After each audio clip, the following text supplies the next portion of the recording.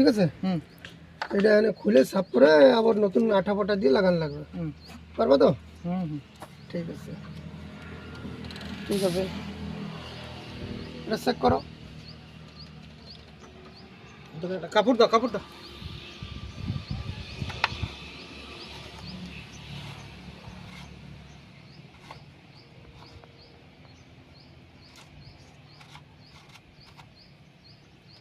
ঠিক আছে।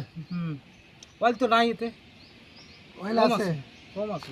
উপরে থোড় না দেওয়া হবে, ভিতরে তলে দেওয়া হবে না।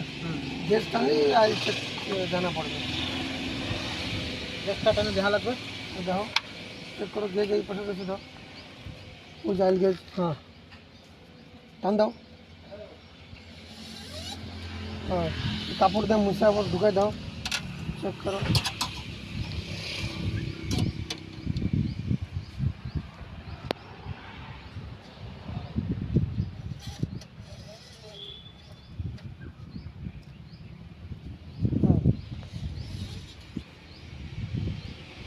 ऑयल तो कम है।